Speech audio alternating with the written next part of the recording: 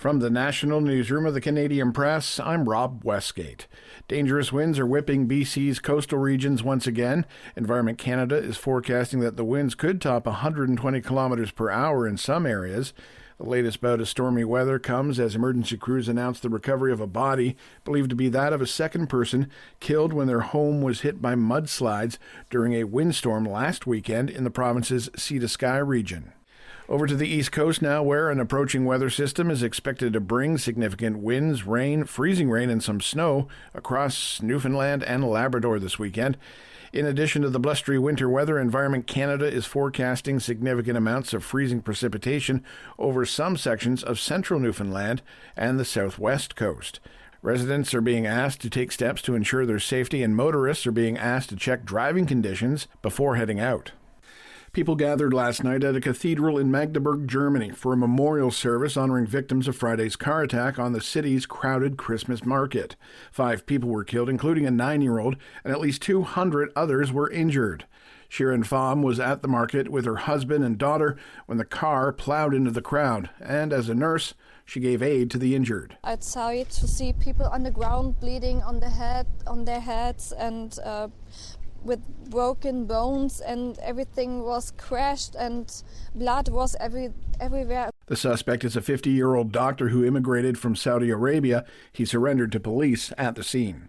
Now to stateside, where after days of threats and demands, U.S. President-elect Donald Trump had little to show for it once lawmakers passed a budget deal narrowly averting a pre-Christmas government shutdown. The short-term government funding bill was signed by President Joe Biden Saturday morning. The legislation funds the government until mid-March of next year, provides $100 billion in disaster relief and $30 billion in economic assistance for struggling American farmers. Democrats getting behind the bill after Republicans stripped that last-minute request from President-elect Donald Trump to raise the debt ceiling, the limit on how much the federal government can borrow. The House had overwhelmingly passed the legislation on Friday.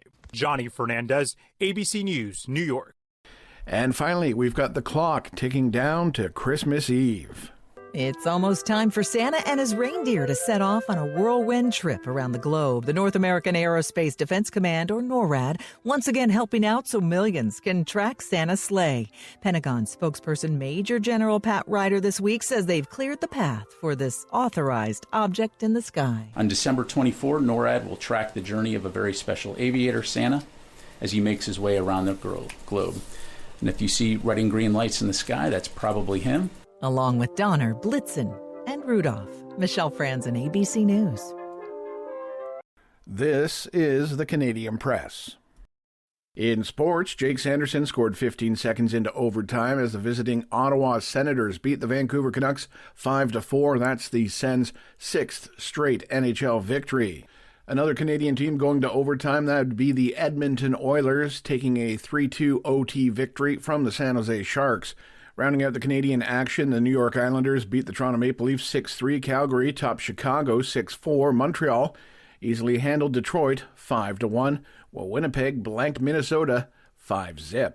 Over in the PWHL, it was Montreal snagging a 4-3 overtime victory from Toronto. And Callum Ritchie's goal at 16 minutes and 24 seconds of the third period snapped a 2-2 tie and lifted Canada to a 4-2 victory over Sweden in a pre-World Junior Championship exhibition game at TD Place in Ottawa. Canada concludes its exhibition schedule with a game on Monday against Czechia. From the Canadian Press, I'm Rob Westgate.